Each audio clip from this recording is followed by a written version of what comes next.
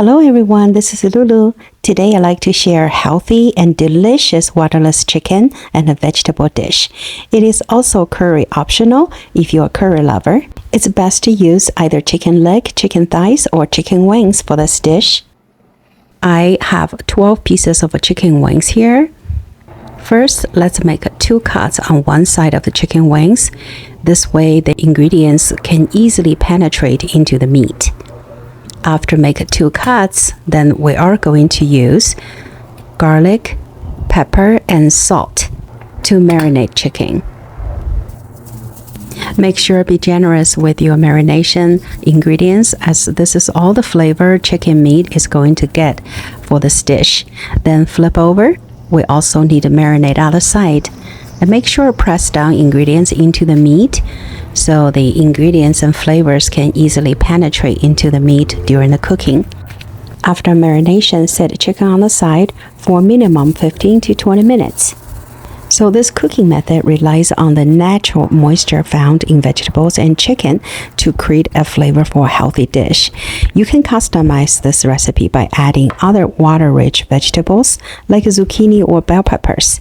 And today I'm using the whole cabbage, a lot of mushrooms, some onion, and some carrots. I'm taking out this center stem as it's not pleasure to bite into. They'll just roughly break all the leaves.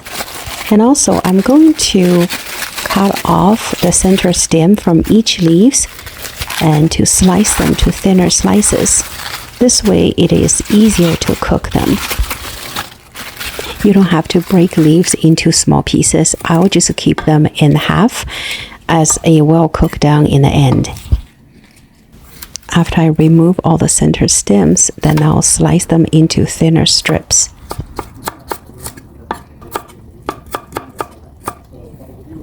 This way, not only the flavor gets in faster and also shorten the cook time a lot.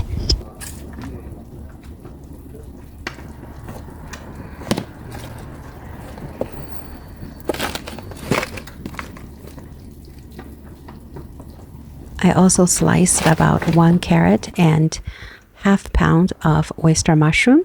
I also have 1 bag of enoki mushroom for later on. This is about 2 to 3 green parts of scallions and cut them in half. Okay, now that everything's ready, let's cook chicken first.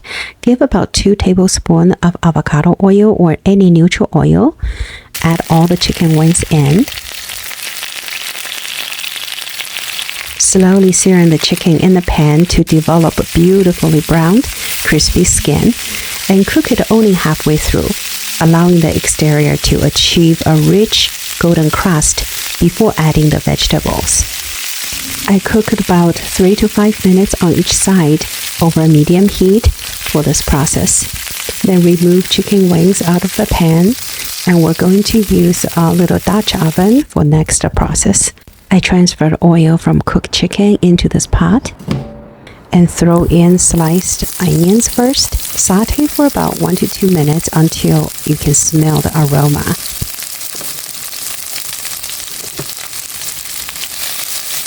Then add mushrooms, green onions, and cabbage. So again, the key to this waterless chicken and vegetables dish is to harness the natural moisture from water-rich vegetables.